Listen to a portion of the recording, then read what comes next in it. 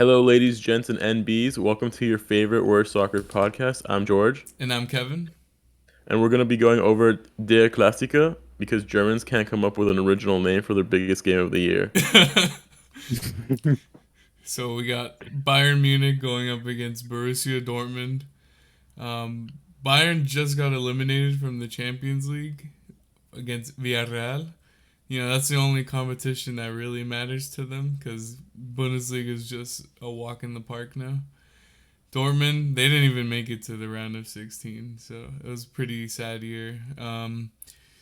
Basically, this comes down to Bayern wins this game and they take home the title, and they ended up winning, pretty comfortably. I'd say there's maybe like a few moments where maybe Dortmund was gonna come back, but I mean, I'd say it was really comfortable.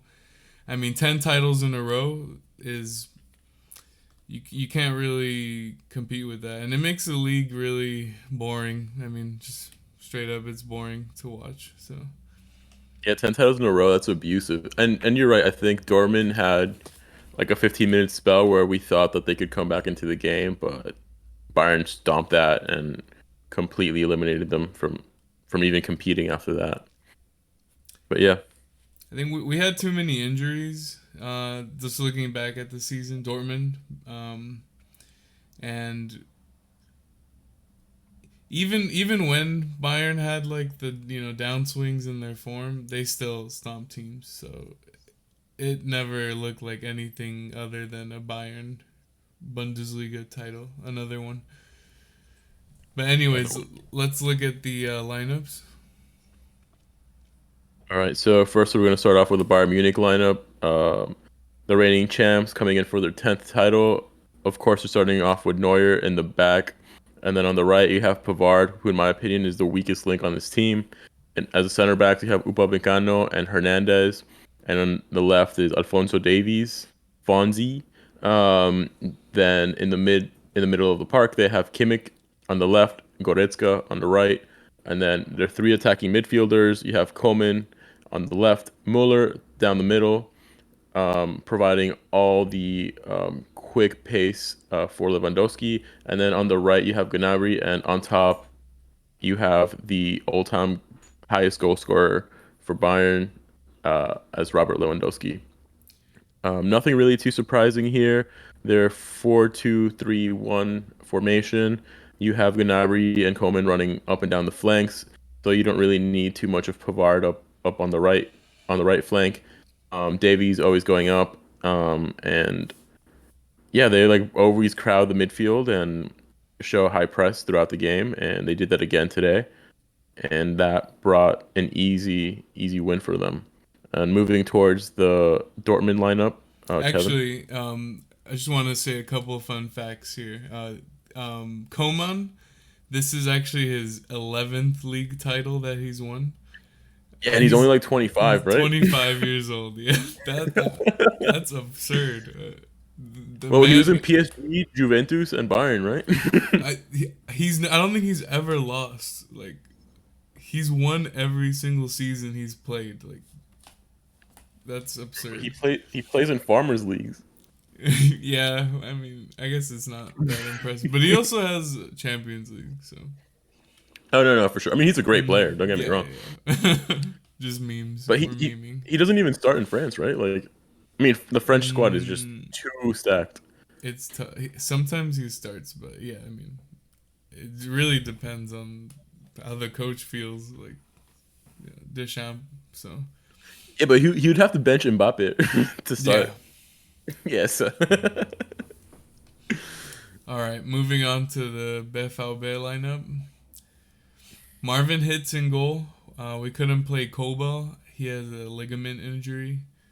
And then in the defense, Zagadou, Akanji, and Emre Can. Emre Can was playing in the midfield role, really, so it's kind of misleading.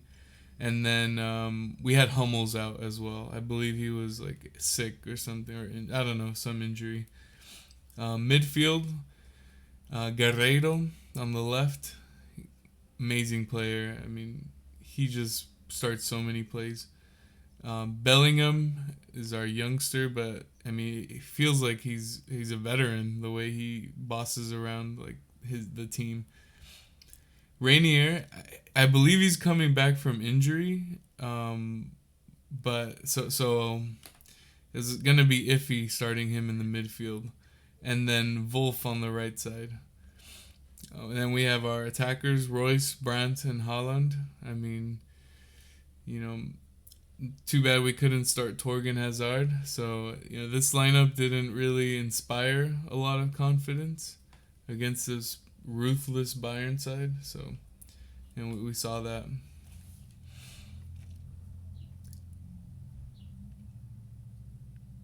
All right, do you want to move on to the 15th? Yeah, man. So the game started off pretty well for Bayern Munich. Minute 15, the perfect start. There's a corner. Um, the defenders for Dortmund weren't able to clear it properly, and when they do clear it, they basically give it right to Gnabry, who's outside the box. He has a perfect control with his thigh, and then basically, like if he's in the training ground, he's able to just take a shot and slot it past Hits, who, I mean, it was a world class finish, so Hits couldn't even do anything about it. He just kind of like stared at the ball. Um, really good on Gnabry's part, also really poor in the Dortmund defenders. For the Dortmund defenders, he was on an island by himself. I don't know what happened there. They didn't expect there to be a second potential play in the corner kick. That's a rookie mistake on their part. What are Yeah, your I thoughts on think that? yeah, I think there was just miscommunication. It had to have been because no one went to close down Gnabry. Like you just can't give these Bayern players a free shot from 20 yards out. They're all good. Any one of them will just slot it in like the left side or the right side of the goal past Hits. Yeah, it looked So like he was on the training ground. Like it generally looked like he was on shooting practice. There was no one mhm. around, like no pressure. He showed perfect form. I've never seen someone have so much time and space to take a shot like that perfectly. And like you said, all the Bayern players are world class. That was an easy goal for them. Then we should move on to minute 34. Bayern takes the 2-0 lead now. Zagadou, he controls the ball. He tries to play it out from the back, but I mean that's just suicide against this Bayern high press. So Gnabry just presses Zagadou, and also I've seen Zagadou make mistakes before as well in other Bayern Dortmund games. I remember one from 3 years ago. I think we lost 5-0, and he led off with the first error in the 1-0. But anyways, after Gnabry's press, Zagadou tries to pass it off, but Kimmich intercepts. It falls to Mueller, who lays it off then to Lewandowski. And then Lewandowski has an easy finish between Hitz's legs. Do you think Hitz could have done better on the shot right there? Because I thought it was interesting that it seemed like he dove feet first. Um, I will lay all the goalie expertise to you. I don't really know if that was the move, because it just slid right under him. I don't know if he had gone sideways, it would have been a little bit better. But I would hope he would have closed Lewandowski in earlier, and it just didn't seem like he could have.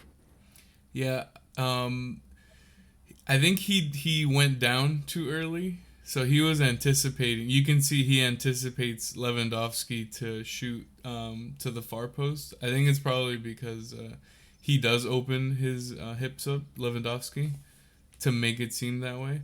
But you still have to not fall for that, because I mean, strikers like that, they just take advantage of like very minuscule error. I think against a lot of like more lesser strikers, you could probably get away with that. Not against Lewandowski.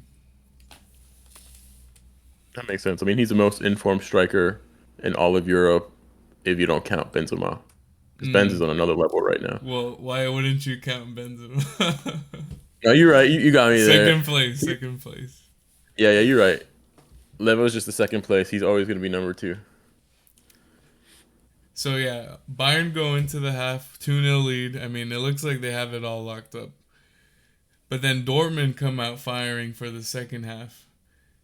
And that forces an error, a rare mistake from Kimmich, who tackles Royce in the box, totally completely misses the ball, and the referee gives a penalty to Dortmund, which Emre Can steps up to take. And honestly, you never want to take one against Neuer. He's like intimidating, in my opinion. But then he slots it past him, really cool. It wasn't the best place penalty, so I feel It like really yeah, wasn't. If if Neuer had guessed um the right place, that penalty would have gone right to his arms. He wouldn't have even had to stretch out. I think it was really poorly placed. He got lucky um that Neuer dove the way he did. Also, Kimmich's foul was really uncalled for. I think Royce couldn't have done much if he had actually gotten the ball there. Plus, he had Pavard there to block any sort of cross. So I think I don't know, that was he pulled the trigger too quick to commit that foul. yeah, definitely way too like it was super unnecessary. Like there was no reason to do that. It was a Yeah, good for sure. description. Rush of blood to the head, I guess. I don't know. Yeah, I mean, it was early on in the second half. Dortmund was coming in strong, so maybe they were a little bit nervous that maybe their title was slipping, at least for today.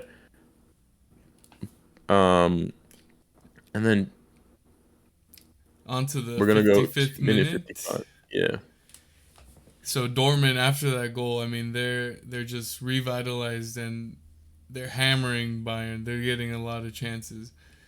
Um, Haaland gets a breakaway. He's one on one with Upamecano, and then he just lays it off to Royce.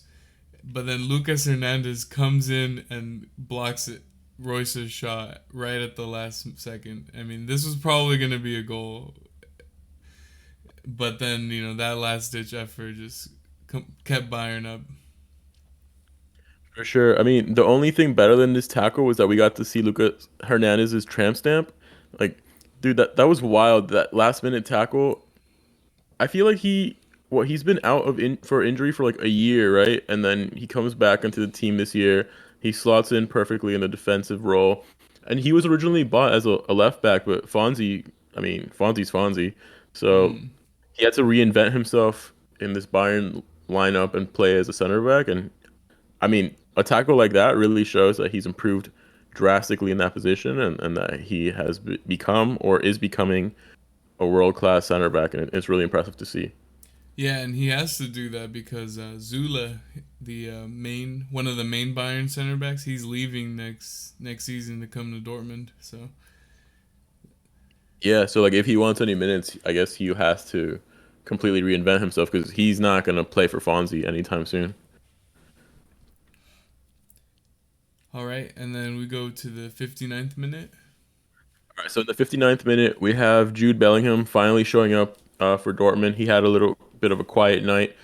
He enters the box, and then I don't know what Pavard was thinking, but he mistimes this tackle horribly, and he hacks Bellingham down. Um, I guess luckily for Pavard, the VAR booth didn't give a penalty.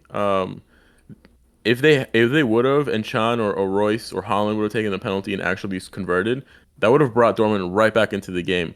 I'm not really sure why the referee didn't go check this in the VAR screen, and I'm even more confused why the booth didn't call him up or say that he made a mistake. It really seems like Pavard missed the ball completely, and he just hacks down Bellingham in the box. I don't know why that's not a clear penalty. Do you have any opinions on that? Like, I generally thought you guys were going to be back in the game. So yeah, you can see in the screen cap, Pavard first when he goes for the tackle, he makes contact with Bellingham's leg first, and then immediately after he like swipes the ball out.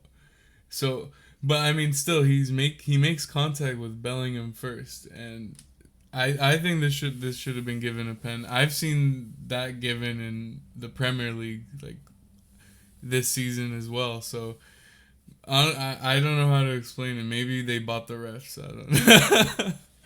But like, Just goes for the most intense allegation. Yeah, that was a clear penalty to me. I think the commentary staff from the game we were watching, they also thought it was a penalty. It seemed really clear. He had no contact with the ball until after he knocks down Jude. Um, yeah, I don't know. Again, Jude had a quiet night. I wish he would have stepped up a little bit more for this big occasion. But this was his only contribution, and really, I think the ref kind of robbed him on this one. for sure. Yeah, now we're moving to minute 81. Um, so we have, as you say, Wolf, or as like a Yeah. white person would say, Wolf, from the from the back right, has a beautiful long ball for Holland. Holland's able to somewhat control the ball and then takes a shot where I feel like last year before his injury, um, 11 out of 10 times he would have at least hit the target. This time he skies the ball over Neuer's net, and it really shows that Holland's still not fully in match form.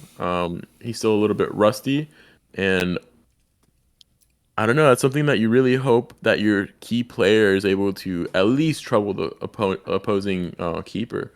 Um, but again, good defending on Bayern's part. They put high pressure. Like in the screen capture, you could see that there's two men on him, already making him a little bit nervous. And with that lack of confidence and the lack of match fitness, you have this really bad shot for our Super Boo. But yeah, anything else on that? Yeah, Upamecano did really well to like close down the angle, so he Holland didn't have a lot of time to make this shot. He was pretty off balance too, but like you said, before he's like made these types, at least put him on target and at least forced Neuer to make a save. But like you think back to like I don't know if you remember his scissor kick goal against Schalke, and like he was in midair, fully sideways, and he made that goal. So like, I think this would should have been, and this is a lot easier than that. So at least on target, yeah. Yeah, man. I guess his I don't know. I don't even know what to say about that. He should have done better. Mm. But yeah, I guess moving on to minute 83, we have Musiala wrapping up the title for Bayern. Musiala takes a good shot, is able to claw it away at the last second, but isn't able to really properly clear the ball. So the ball kind of falls in the middle of the 18, and there's really no excuse for this. It's just very sloppy defending from all of Dortmund's back line.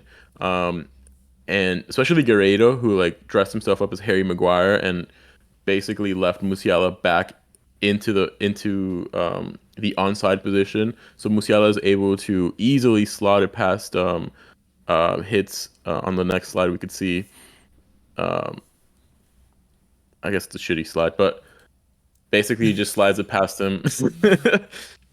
It was just a lot of confusion in the Dortmund box. You're thinking it's minute 83, it's 2-1. You really want your team to defend properly and get you back into the game to like postpone Bayern from celebrating this 10th title. But there's just confusion. No one really seems to have direction. There's no real leadership in the back line. And you have this huge fuck up from everyone. And just an easy goal for Bayern to wrap up their 10th title, a 10th consecutive title, which again, that's crazy. Yeah, I think this goal summarizes the Dortmund defense pretty well for this game and a lot of games this season. It's just way too sloppy, and we really concede some goals that just they shouldn't go in, and this is why we can't challenge Bayern for the title. That's why they walk it every year. So Do you think having Hummels in the back line there would have helped a little bit more? I think he provides a little bit more guidance, But I guess he's also very slow. So I mean, maybe there would have been a couple fast breaks from Robert Lewandowski or Muller that could like screw you guys up. But I think in this play particularly, he might have been able to show a little bit of his presence and his veteran status and actually be able to direct his defenders to clear the ball out of the box. Sure, I think maybe like he stops this goal, but like generally he's more stable. Sure, I have seen him like shaky as well though this season. So I think we're just due for new center backs for sure. I think Hummels is kind of past it at the highest level. Mm. So you think he's gonna come to like Inter Miami or something? I mean, I don't think I'm not sure if he'll leave, but like he could go to MLS. I don't see why not. Yeah, man. I want the MLS to start getting stacked so I could actually recognize some names. Um, but yeah, that's basically it. The game didn't really call for much more. Here is I guess, the Bayern squad celebrating with a paper trophy for this Farmers League. They just walked over everyone. So congrats to Bayern fans. It must be really boring to watch your team completely destroy all opponents and have zero competition. But it's really incredible to have 10 leagues in a row, beating out Juventus, who was the like most recent team to have a long streak like that. That was left at 9 titles before Inter was able to snatch up the title last season. So congrats to Bayern. Celtic I too, know. right? Ooh, I don't know. I don't Yeah, watch shit soccer. yeah. I'm pretty sure. I'm pretty well. Rangers beat us, so. But anyway, yeah, Celtic I think had 9 in a row as well, and then Rangers won with Steven Gerrard, so they took Oh yeah, away that 10th one. I think you're right. Yeah. So I don't know. Congrats to Bayern fans. And I don't know, Kevin. Do you think Dortmund could actually challenge them next year? Are they going to actually rebuild their squad properly, I or think does RBL finally come back? I don't know. I I don't want to be optimistic again for next. I mean, I swear every year I'm optimistic, and then this shit happens. So I think we're gonna be getting we're getting Zule. We're probably getting Schlotterbeck. We're getting a really one of the players from Salzburg, Red Bull Salzburg, one of their wingers. He's really good as well. Yeah, I think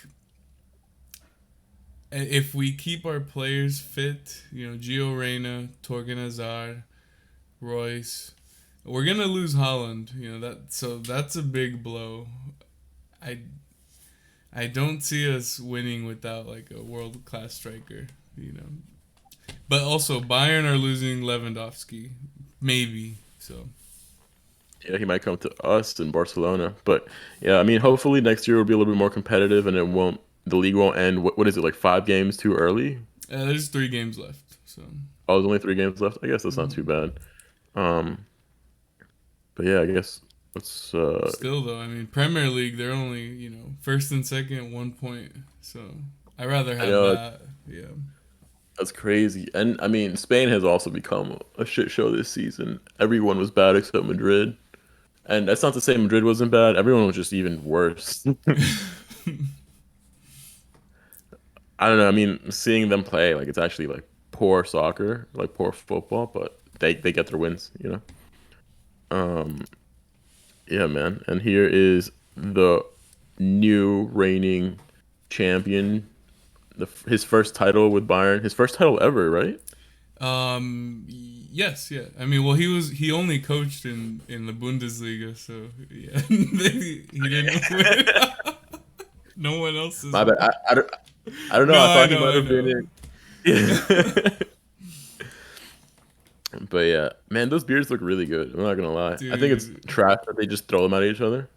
it's also I think it's Vice beer, so it's like really sticky and sweet. So they're probably hella sticky. They need to go shower after. Man, that's nasty. Yeah, I wouldn't want that. All right. Well, thank you all for staying tuned till the end. This has been your favorite Worst Soccer podcast. It's George and Kevin, and we're signing off. Have a good day. Thanks, guys.